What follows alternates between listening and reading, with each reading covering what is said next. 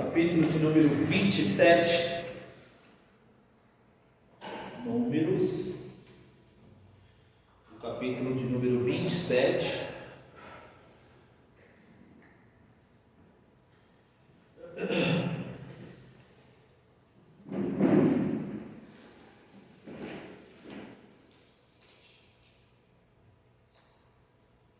Vamos ler do 12 até o versículo de número 17, depois o 22 e o 23.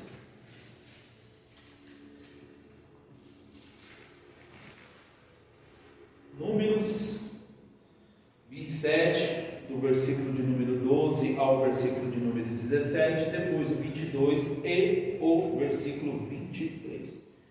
Todos encontraram? Amém. Diz assim: depois disse o Senhor a Moisés: sobe este monte Abarim e vê a terra que tenho dado aos filhos de Israel. E havendo-a visto, então serás recolhido ao teu povo, assim como foi recolhido teu irmão Arão. Porquanto rebeldes foste no deserto de Zim, na contenda da congregação, ao meu mandado de me santificardes nas águas diante dos seus olhos.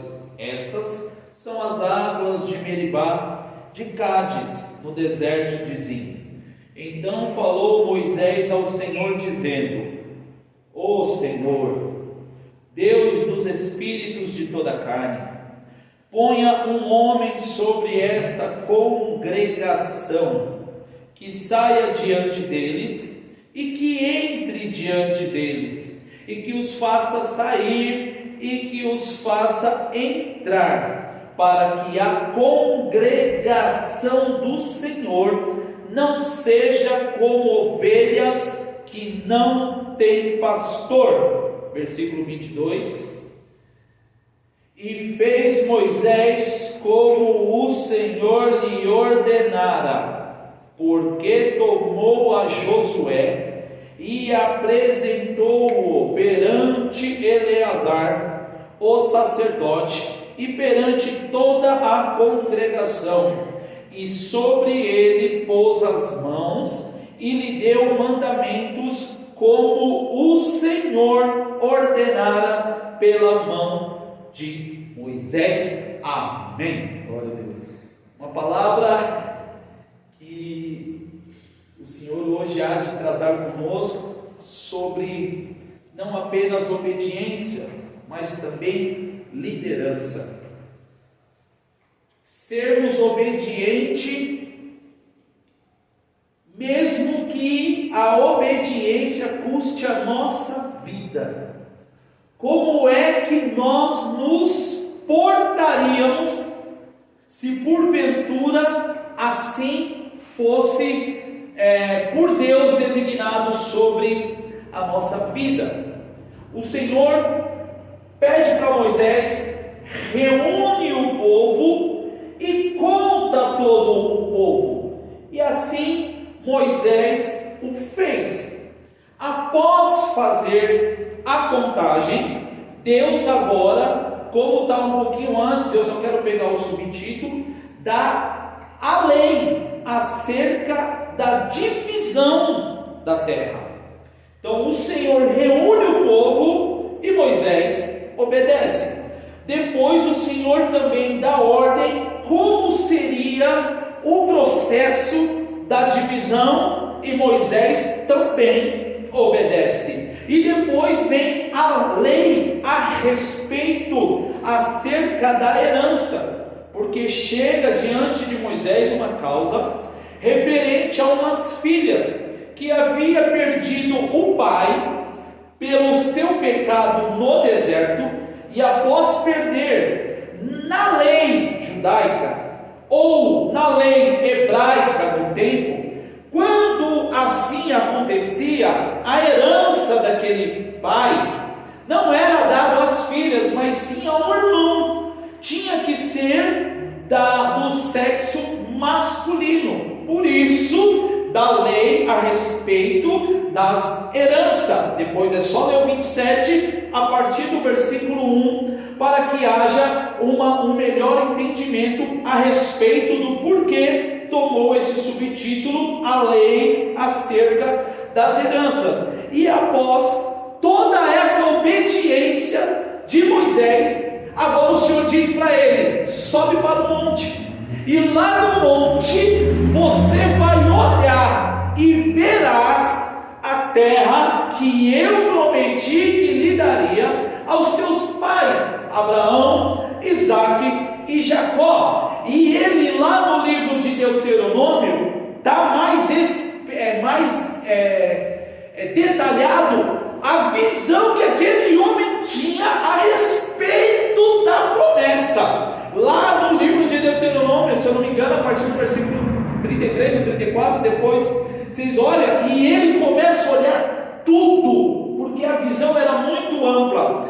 E imagine a cena, pega todo o processo de Moisés no deserto, tudo que ele passou, toda a rebeldia, tudo que ele enfrentou, mas por um descuido, por um momento da sua emoção carnal florescer, trouxe uma séria consequência, não no ato, não no momento, porque se nós formos ler no livro de Êxodo, acredito que acontece no versículo de número 17, não quero me deter ali, mas se eu não me engano está lá no versículo 17, o Senhor acabara de mandar maná do céu. Mandando maná do céu, o povo cansa de maná, o Senhor vai e envia carne. Enviando carne, o povo se rebelia contra Moisés, contra a sua liderança, porque agora o povo estava com sede.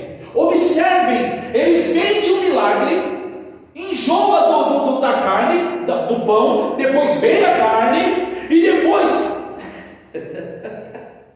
dá sede. Eita, povo murmurador! Mas só que cabe o líder conduzir o povo.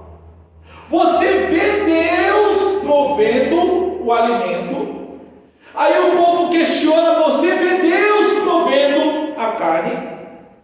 O que pela ótica natural dos feitos, tomando conhecimento dos feitos do Senhor, o povo pedindo água, qual que seria a atitude do líder? Vou clamar ao Senhor, e Ele não nos deixará na mão. Assim Ele o fez. Mas quando o Senhor fala apenas para tocar na rocha, Ele bate. Por isso que lá na frente o Senhor vem agora tratar com ele desta maneira: tu verás e não entrarás, porque naquele gesto eu seria santificado nas águas. Ou seja, o povo ali, é como se, traduzindo numa maneira simples de nós entender, você está a um passo de conquistar, e você vai e fere, você fende, você foi com ira, você permitiu o seu sentimento falar mais alto do que a sua intimidade comigo. Primeiro veio o seu eu, depois veio a minha vontade sobre aquela questão. Poderia aqui já explanar um pouquinho a respeito da nossa vida, mas eu quero falar sobre liderança. Mas vale a pena. Quantas vezes nós tomamos a frente de Deus em questões diversas em nossas vidas? Quantas áreas da nossa vida nós tomamos a frente de Deus, e quando vem as consequências nós vamos buscar a Deus? Por isso que a palavra diz: é melhor obedecer do que sacrificar. Obedecer buscou a Deus, levantou ao Senhor um clamor em prol de uma questão, agora espere. Se você já teve o gesto de buscar a Deus, a confiança de buscar a Deus, e já está trabalhando em prol daquilo que você clamou a Deus, confia, porque o Senhor dará estratégia para que o mesmo venha a ser executado ou venha a acontecer por excelência. Mas o que eu quero vos dizer aqui, e o que eu quero tratar aqui juntamente com a igreja a respeito da postura deste líder, mesmo com a sua sentença, ou seja, mesmo com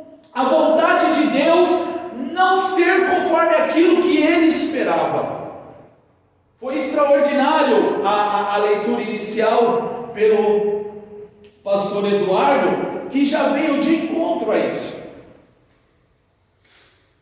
Nós precisamos entender que a vontade do Senhor sempre há de prevalecer, quer queira, quer não, nós vamos ter que contemplar a vontade de Deus sempre se cumprindo em nossas vidas. Então agora o Senhor diz, depois de terminar tudo isso, o Senhor fala, agora sobe, contempla. Mas no capítulo 3, no versículo 13, ele diz assim: não entrarás, você vai morrer. E aí o Senhor vem no diálogo com ele e fala, por que fostes rebelde? E aí o Senhor traz à memória dele a rebeldia dele. E o que me chama a atenção, após ele ter tomado conhecimento da sua rebeldia, ele aceitou. O que me chama a atenção é ele ter aceitado. Ele reconheceu o teu erro. Coisas que muitas vezes nós não reconhecemos nos nossos erros em diversas situações. Precisamos pegar sempre, em qualquer cenário que seja da nossa vida, nós pegarmos e reconhecermos o nosso erro naquela situação.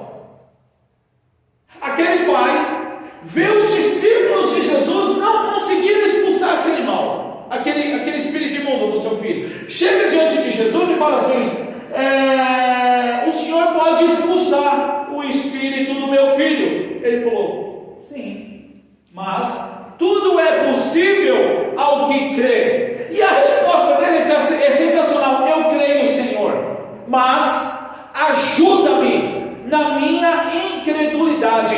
E quando nós não reconhecermos que em determinadas áreas ainda somos incrédulos, será difícil nós pedirmos a Deus: acrescenta-nos fé. Porque este homem ele foi muito categórico: sim, Senhor, eu creio, mas ajuda-me na minha incredulidade, para que eu não venha a perecer. Criticamos muitas vezes Tomé, mas agimos como Tomé.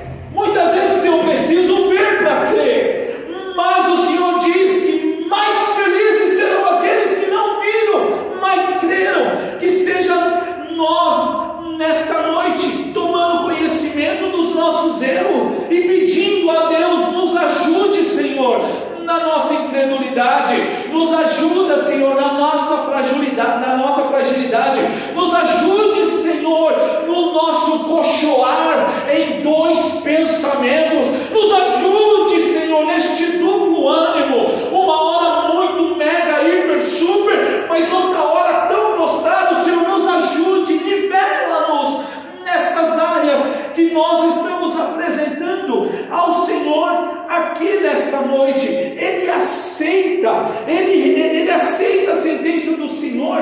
E eu fui buscar como que eu poderia explicar esse aceitar a vontade de Deus na nossa vida.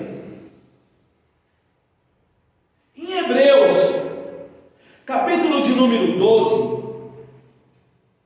a partir do versículo de número 7, eu quero compartilhar com a igreja. Hebreus, o capítulo de número 12, e a partir do versículo de número 7, para que nós possamos entender.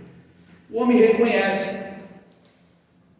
sim, Senhor, fato, fui rebelde nessa questão. E o legal é que ele não argumenta, ele aceita. Ele não fala: mas o povo, eu estava a ponto de ser apedrejado, tipo assim, né? Senhor, o Senhor pode cuidar do maná, o Senhor pode cuidar da carne, o Senhor cuidou da nuvem, o Senhor cuidou da coluna de fogo, o Senhor cuidou no mar se abrir, o Senhor tem cuidado de tudo, mas o povo, eu acho que o Senhor não consegue cuidar. Quando nós colocamos tudo na balança, o que papai já fez em nossas vidas, quando você começa a colocar tudo na balança, os benefícios do Senhor em nossas vidas, eu acredito que nós não temos motivos para mais não acreditar, desconfiar ou duvidar, porque se colocarmos na balança, e eu falo por mim, que muitas vezes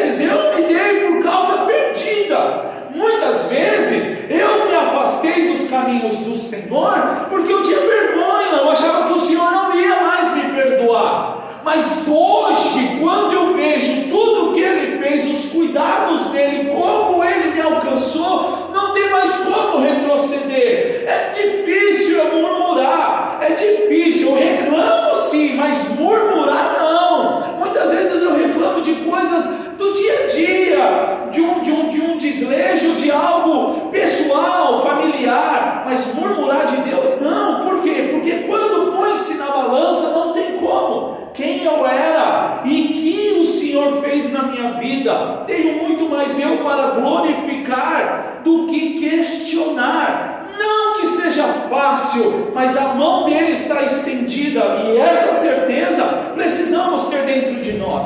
Olha o que diz a palavra do Senhor em Hebreus, o capítulo de número 12, a partir do versículo de número 7. Se suportais a correção, Deus nos trata como filhos. Porque que filho há a quem o pai não corrija? Uma pergunta. Mas se estáis sem disciplina, da qual todos são feitos participantes, sois então bastardos e não filhos. Além do que, tivemos nossos pais segundo a carne para nos corrigirem, e nós o reverenciamos.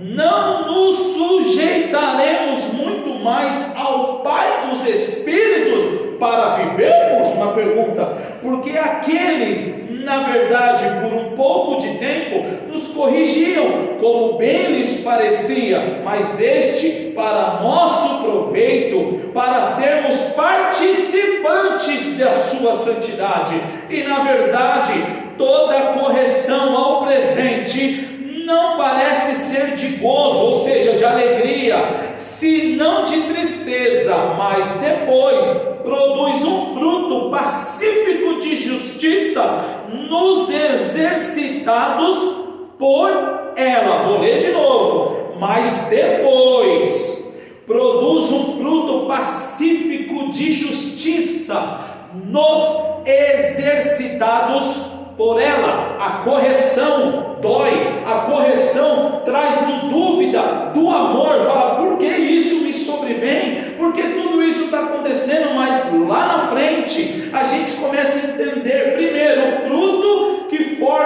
que forja em nós, e depois de justiça para ser exercitados por ela. Hoje eu consigo entender muitas correções de meu pai e de minha mãe lá atrás, que não fazia efeito na época, mas hoje me mantém na linha, hoje me mantém centrado, hoje conselhos dos meus pais lá atrás a respeito de amizades, que hoje, graças a Deus, eu não me perdi por causa das amizades.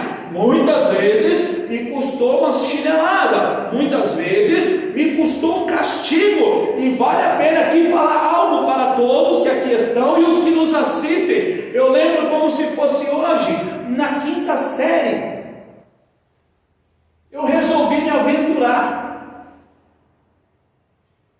e cabulava, e cabulei muito, e cabulei demais.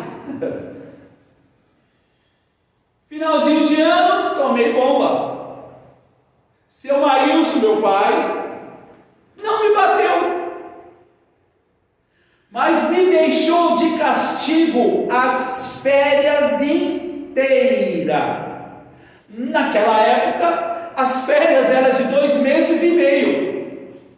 Como doía eu na janela do apartamento, vendo os meus amigos correndo lá embaixo, meus amigos soltando pipa mandado para lá, pipa mandado para cá, e a minha única liberdade de sentir aquele sol gostoso era quando eu ia de manhã buscar pão, ou quando à noite eu ia buscar alguma coisa com meus pais na padaria. Só aquilo foi me doendo durante todo o período, que quando o castigo terminou e as aulas voltaram, eu prometi para mim mesmo que eu nunca mais, nem de recuperação eu ficaria. E assim passei todos os anos, porque aquele castigo, porque eu mereci, na época doeu demais, mas na verdade produziu algo em mim que gerou, extraiu de mim uma essência e uma capacidade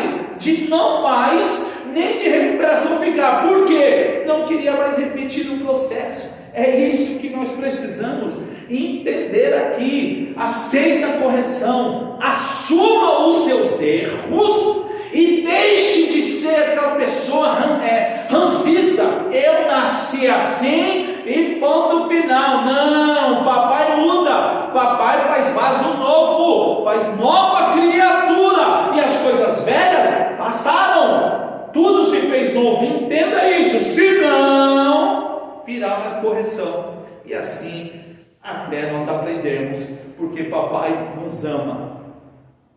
E quando vem a sentença e ele aceita, o que me chama muita atenção é a oração de Moisés. A oração de Moisés é sensacional, porque no versículo 16 ele começa assim: ó Senhor, Deus dos espíritos de toda a carne, ponha um homem sobre esta congregação. Olha que interessante. Senhor, a sentença eu aceito, mas Pai, a congregação precisa de um homem com caráter, com postura, reto. Eu sei que eu falhei, Senhor, eu falhei, e aceito sim, Senhor, mas Pai, levanta um, coloca um no lugar, no meu lugar, para que seja exemplo para este povo, para que esteja à frente deste povo. E o que é mais extraordinário, que Moisés é específico no pedido: Senhor, coloca um líder capacitado por ti na frente. E como esse líder tem que ser, versículo 17, que saia diante deles, aleluia, e que entre diante deles. Normalmente o correto é que entra e que saia, mas aqui a colocação de Moisés foi diferente, porque sair, entrar é muito fácil. Só entra muitas vezes quem é preparado, quem é capacitado, quem sobressai, quem buscou conhecimento, quem estudou, quem se aperfeiçoou. Entrar é fácil, o sair que é complicado. Então o pedido de Moisés foi fantástico: que este homem, Senhor, preparado por ti, primeiro saia. Olha o que veio aqui agora. Isso é bom, porque eu estava inquieto: Senhor, me dê base bíblica para que eu possa falar. E olha o que desceu do céu aqui. A congregação estava pequena. Chegam os alunos da escola de profeta Eliseu e fala para Eliseu: Eliseu, a escola está pequena, o povo está chegando, está ficando para fora, precisamos ampliar. A resposta do líder é fantástico: vamos apoiar a madeira, vai lá, aumenta a tenda, aumenta a escola. E os alunos falam assim: mas sim, vamos apanhar mais, venha conosco. Vamos conosco, Eliseu, a sua presença é fundamental lá junto com a gente. Queremos o Senhor junto conosco, nos instruindo. Talvez escolher as melhores madeiras, não sei como funciona, mas a presença dele era importante lá. Olha, sair, que saia diante deles e que entre também diante deles. Isso é fantástico. Quantos lugares nós temos saído e temos fechado a porta, ou nós temos saído e as portas ficaram abertas? É para refletirmos. Por que a pessoa se importa assim? E é bom ela se importar assim. A resposta vem aqui. E que os faça sair, os faça, plural. Que seja alguém capacitado por ti, com tanta postura, caráter, com tanta ética, que vai fazer no meio deles discípulos, que vai fazer no meio deles imitadores, que também saiam e também entram. Isso é muito fenomenal. Ou seja, aceitei a sentença, mas os cuidados continuam. Porque outra hora, quando ele vai buscar, o povo estava fazendo um reboliço lá atrás, até um bezerrinho construíram. E quando o Senhor fala com ele, fala assim: Senhor, o que dirão os inimigos? Que Deus é esse que liberta para matar no deserto? Tenha misericórdia. Olha os cuidados dele. Por mais que ele tenha ali no fato da rocha dado um deslize, os cuidados eram o mesmo. Senhor, perdoa, senão risco o meu nome do livro. O tamanho era o comprometimento com o chamado. Ele foi comprometido até o final. E além do comprometimento, o comprometimento dele foi além ainda. Porque mesmo o homem prestes a morrer ainda faz um pedido para o Senhor extraordinário. Senhor, que este líder saiba sair e entrar, para que eles também saibam sair e entrar. Isso é muito importante em nossas vidas. Para que a congregação do Senhor não seja como ovelhas que não tem pastor.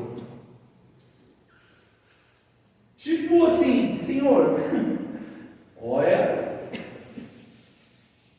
foi notório as coisas que o Senhor fez, a libertação, tudo, e o povo ainda, o povinho rebelde, o povinho difícil de lidar, o povinho murmurador, demais da conta. Mas Senhor, para que a congregação, para que a sua congregação, a congregação do Senhor, não seja como ovelhas que não tem pastor.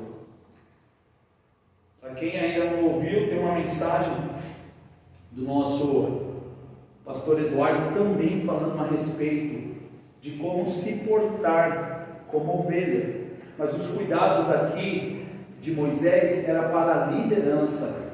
Esta palavra que o Senhor nos preparou nesta noite é para nós líderes, nós que estamos à frente de algum setor, né? Seja no trabalho, para nós que somos líderes, chefe de família, né? Para nós que somos chefe de equipe, para nós que somos líderes de uma equipe, enfim, para a liderança, né? Essa palavra hoje ela veio para nós líderes. Temos feito sucessores. Na minha ausência, amanhã o Senhor fala assim: filho, vem para mim. O que eu preparei? O que eu forjei para continuar? Seja qual for a obra da minha vida, quem é que vai continuar? Ou seja, sucessor. Quem é o sucessor? Quem eu tenho preparado para que esta boa obra ela continua? E quando eu falo boa obra, não a do Senhor apenas, mas a que eu estou fazendo, os meus sonhos e os meus projetos. Será que meus filhos vão terminar os meus sonhos e projetos? Será que o que arde no meu coração também arde no coração de vocês? Não profissional, mas um lugar que a gente possa ir os finais de semana, lugares ou sonhos e projetos que ainda queremos conquistar. Será que vocês, por amor, por vocês abraçar a causa, vocês vão dar fim? Vocês vão chegar até o fim deste projeto? Precisamos entender isso também. Então os cuidados aqui é muito, muito importante para os nossos dias, porque temos exemplo, por exemplo, né? Temos exemplos que o pai, ou seja, o dono daquela empresa Quando nós comprávamos do dono dessa empresa tecidos, o tecido vinha fantástico, não tinha defeito, não tinha nada. Você via o amor nos rolos, você via o amor na proteção, encapadinha, bonitinha, amarrado, coisa linda. Depois que o pai ou aposenta ou saiu, não sei o que aconteceu sobre o pai, os filhos começaram a tomar conta, ou o filho ou a filha, não sei, alguém começou a tomar conta, e foi notório que não continuou. Os tecidos vinham com buraco, não vinha mais amarradinho, bonitinho. O saquinho que protegia o rolo já não era da mesma qualidade, porque outras coisas mudam. Precisamos estar atentos a isso também. Exemplos como estes precisamos entender. E lá no versículo 22 nos mostra que, além do seu pedido, tudo aquilo que o Senhor havia falado para ele executou, e fez Moisés como o Senhor lhe ordenara. Mas, irmãos, por que da importância de uma liderança, seja ela numa instituição, seja ela em uma empresa? Eu gostaria de ler com vocês em Zacarias, capítulo de número 10, para nós encerrarmos.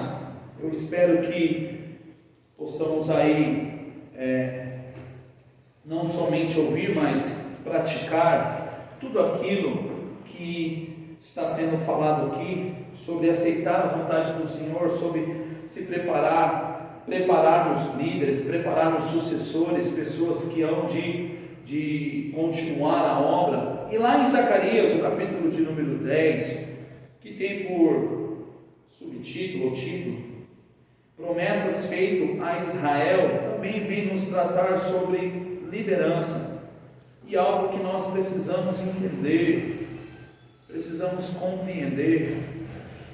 Diz assim o versículo 1: Pedi ao Senhor chuva no tempo da chuva serôdia. O Senhor que faz os relâmpagos lhes dará chuveiro de água e erva no campo a cada um. Porque os terafins, isso daqui ou pode ser direcionado a ídolo ou a ídolos, consulta a ídolos, porque os terafins têm falado vaidade. Lembra que Paulo exorta a Timóteo? Que levantarão falsos mestres com as suas próprias fábulas, e que levaria muito após si. Olha os cuidados, já lá muitos há séculos antes de Cristo. Olha aqui, gente, mas já uma promessa para um futuro que hoje nós estamos aqui desfrutando do que aqui foi falado. Porque os terafins têm falado vaidade, e os adivinhos têm visto mentira e descrito sonhos vãos. Com vaidade consolam. Por isso, vão como ovelhas, estão aflitos porque não há pastor. Contra os pastores se acendeu a minha ira, e castigarei os bodes, mas o Senhor dos exércitos visitará o seu rebanho, a casa de Judá, e o fará como o seu majestoso cavalo na peleja. Isso é muito tremendo. Dele a pedra de esquina, dele a estaca, dele o arco de guerra, dele juntamente sairão todos os exatores, e serão como valentes que pelo lodo das ruas entram na peleja, esmagando os inimigos, porque o Senhor estará com eles, e eles envergonharão os que andam montados em cavalos. E fortalecerei a casa de Judá, e salvarei a casa de José, e tornarei a plantá-los, porque me apiedei deles, e serão como se não tivera rejeitado, porque eu, o Senhor seu Deus, o Senhor seu Deus, e os ouvirei, e os de Efraim serão como os valentes, e o seu coração se alegrará como que pelo vinho, e seus filhos o verão e se alegrarão. O seu coração se regozijará no Senhor. Eu lhes assobiarei e os ajuntarei, porque os tenho remido, e multiplicar-se-ão como se tinham multiplicado, e eu os semearei entre os povos, e lembrar-se-ão de mim em lugares remotos, e viverão com seus filhos, e voltarão, porque eu os farei voltar da terra do Egito, e o congregarei da Assíria, e trá-lo-eis a terra de Gileade e do Líbano, e não se achará lugar para eles. E ele passará o mar com angústia, e ferirá as ondas do mar, e todas as profundezas dos rios se secarão. Então será derribada a soberba da Assíria, e o cedro do Egito se retirará, e eu os fortalecerei no Senhor, e andarão no seu nome, diz o Senhor. Aqui é para encerrar, aqui dá uma ótima ministração, mas aqui é a promessa do Senhor, e essa promessa se cumpre em Jesus, e através de Jesus se levantam valentes aqui, representando o quê? Que lutarão contra a Síria, que são opressores, contra o Egito, que é cativeiro. É isso que o Senhor está falando. O hino que diz: aonde a batalha mais inflama, é lá que eu quero estar. É real, está escrito aqui. Entrará no lodo mesmo, pisará, e vai até derrubar os que estão no cavalo. Isso daqui é a autoridade que o Senhor nos concedeu no seu nome. Quando eu comecei a ler, eu falei: Senhor, é uma mensagem poderosa, e é verdade. Tudo que fala aqui, Assíria e Egito, opressores e cativeiro. Quando fala de Gileade, aí nós vamos estudar sobre Gileades, ervas, águas curadoras, um lugar, um ambiente muito bom para se viver, e era lá onde pegava as melhores ervas para cura. Então, o que o Senhor nos traz aqui, que é preciso nós nos fortalecermos, porque muitas pessoas, através da nossa vida, voltarão a ter esperança, fé, alegria, e através da nossa vida conhecerá o Senhor, e não vai acontecer o que está escrito aqui, que este povo não seja como ovelhas que não têm pastor. Amém, meus irmãos? Quero agradecer a oportunidade, já convido a igreja a ficar de pé. Entendam,